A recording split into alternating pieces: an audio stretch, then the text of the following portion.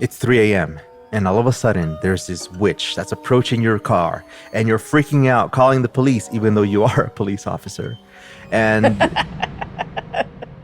try being a woman. It's every single day.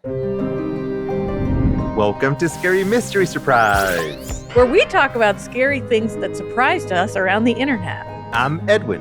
And I'm Michelle. So, Michelle, it's 3 a.m. It's 2004, and it's January 14th, just the start of the year. Oh, yeah. I just graduated high school. Everything's new. The whole wide world is there. Yours for the taking. I guess. I was in film school. It was hard to do anything fun. So if you zoom out for Michelle graduating from high school, take that image from her bedroom window, and now move it down south all the way to Mexico, to Guadalupe. Wait, the story isn't about me? Not this time. There's a police officer in his car making his rounds in this dark, dark area of Guadalupe. It's in the city Monterrey in the state of Nuevo León in Mexico.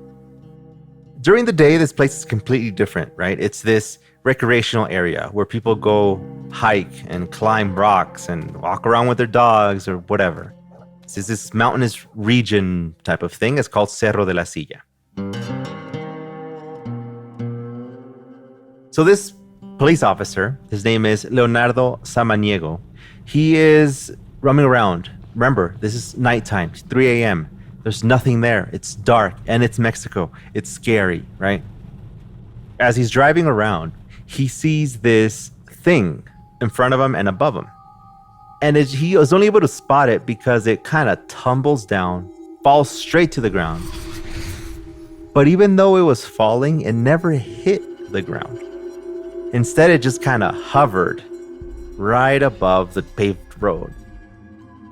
And he's looking at it like, what is that? And it starts approaching. He's getting closer and closer to the windshield. And as it's getting closer, he's able to see its face. And it's not some animal or some bird because it's not flapping its wings or anything. It's a woman. He looks into her eyes. And that's when he sees that this thing is not there to be there out of curiosity, oh, let me see this police officer, or oh, what's this about? What's this machine? No, it's trying to attack.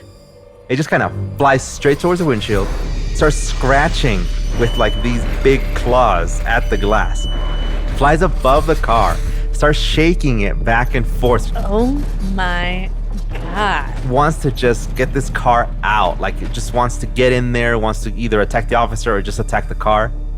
The police officer is freaking out. He doesn't know what to do. He's in tears. He's stressing out. He's calling dispatch. He says he needs help. He stresses out so much, he passes out. Troubling, because cops are trained to not do that.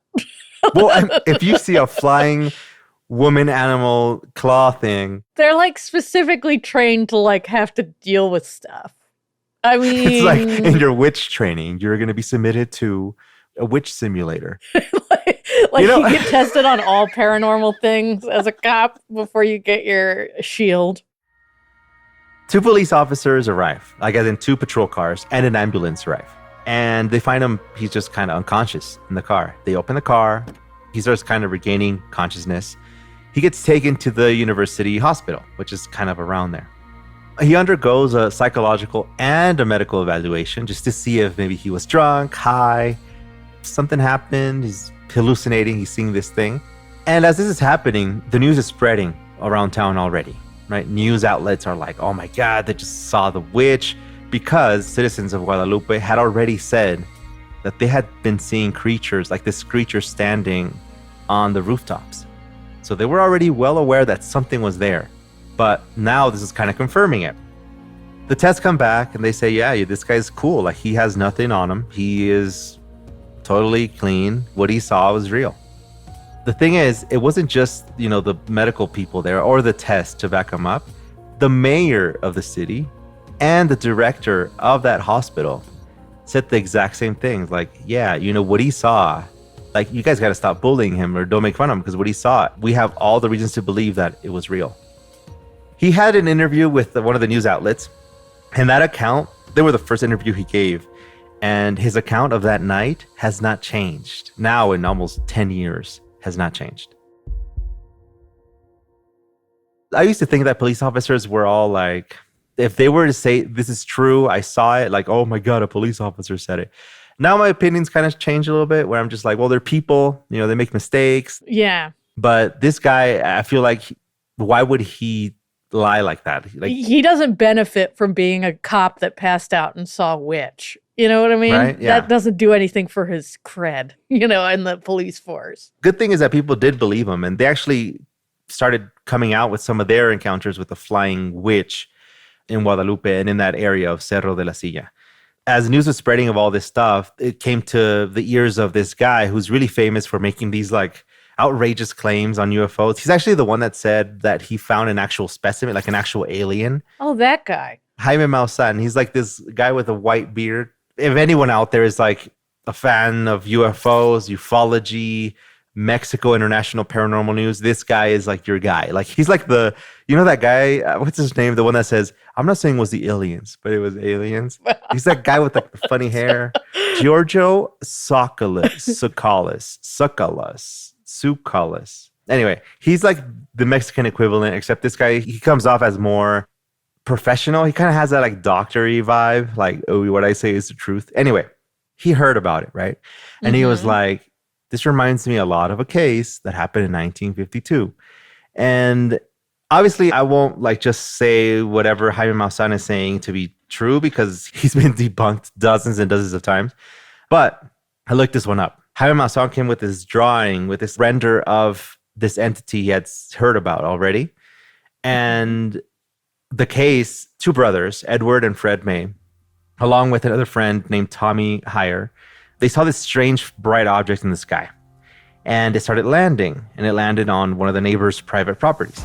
So they were like, I'm going to go get my mom. So they ran to Kathleen, which is the mother of the two brothers, the May brothers. And she comes out as well. She's like, oh, let's go check it out. And so she goes, and then they start walking, like climbing up this hill. And they're expecting not to see anything. But the mom is curious too, right? Like, what could this be? And as they're going up there, they see this light. Like, it's this red light that's turning on and off. It's kind of like pulsating. They had flashlights, and they're pointing toward it. And they got to see this thing that they described to be a tall, man-like figure with a round, red face surrounded by a pointed hood-like shape. Had a dark black body, about 10 feet tall. It hissed. Oh, I do not like it. It started gliding towards them, right? One of them drops a flashlight. It went completely dark. So they were like, and they just ran away. This thing became known as the Flatwoods Monster. And it became the largest humanoid story of the 1950s. Like, it's still popular today, actually. They made a character in Legend of Zelda, one of the games.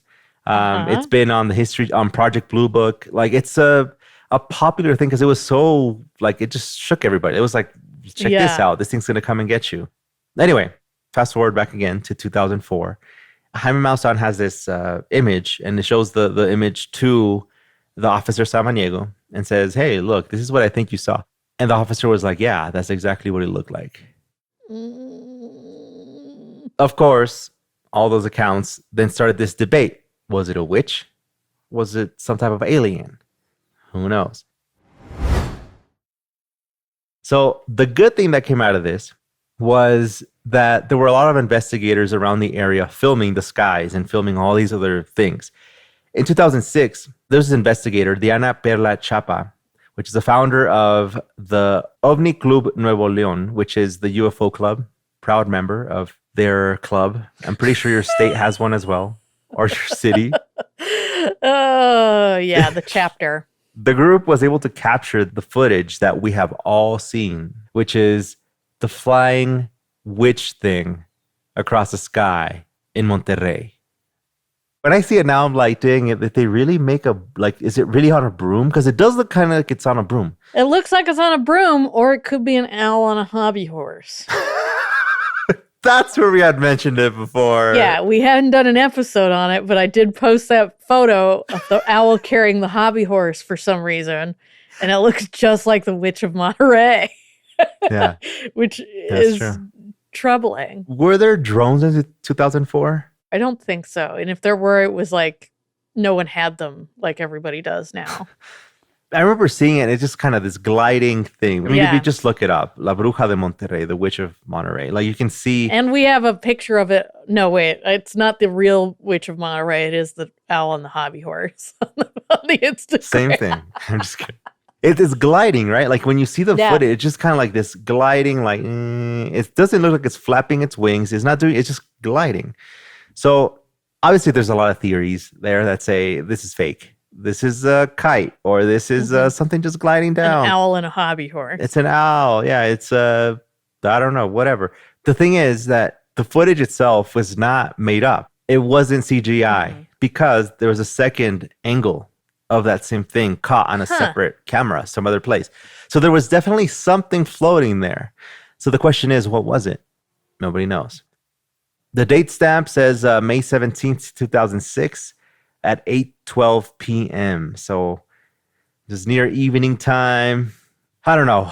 I think a lot like our vision gets worse as the day goes by. Like we start, cameras don't capture that much light later in the day. There's a lot of factors in there. But the thing that makes me laugh is a broom. It does look like it has a broom, and I think that's such a stereotypical witch. And I'm just like, if this is a hoax, why use a broom? But anyway.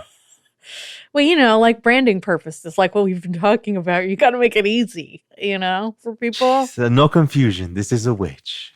Yeah, you got to staple the broom to those balloons so they hover in a questionable way. Mythbusters. I wonder if they tried a thing about that footage because I know. It seems something science could disprove.